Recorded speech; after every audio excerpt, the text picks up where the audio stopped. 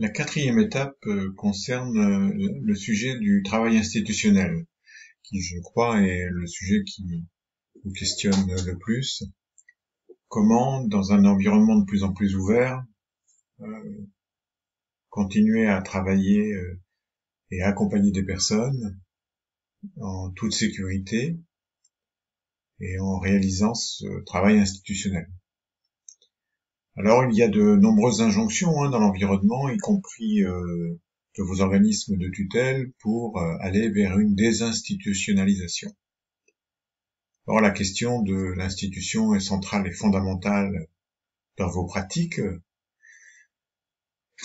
et je transposerai cette notion de désinstitutionnalisation à une autre notion qu'un certain nombre de vos collègues d'une autre association, ADAPI 44 pour ne pas la nommer, ont utilisé, c'est-à-dire désinstitutionnaliser.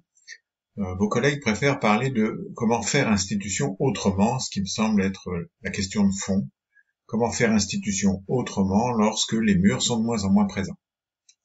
Alors pour vous accompagner dans cette réflexion, j'ai choisi deux psychiatres. Non pas que je veuille absolument psychiatriser le sujet, mais tout simplement parce que la psychiatrie a depuis 40 à 50 ans beaucoup travaillé cette question de la désinstitutionnalisation ou de la question de faire institution autrement. Il y a de nombreux écrits, mais sur les vidéos, les deux ou trois participants ou producteurs les plus explicites sont ces deux-là. Radouclite est un psychiatre qui exerce en France, en Bretagne, et qui est roumain, et qui a beaucoup travaillé sur la notion de travail institutionnel. Vous allez le voir, il l'explique dans la vidéo. Mais il a aussi beaucoup travaillé sur le lien entre gouvernement totalitaire et impact institutionnel. Et en Roumanie, on pense que Radouclite sait de quoi il parle.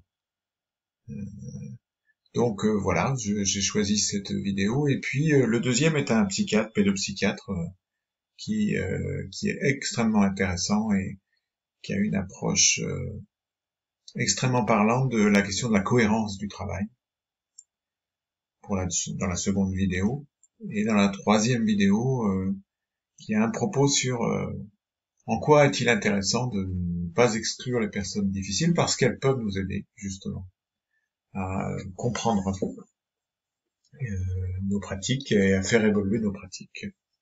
Donc voilà, ces trois vidéos vous permettront de réfléchir sur la question de l'institution et de comment vous pouvez, dans votre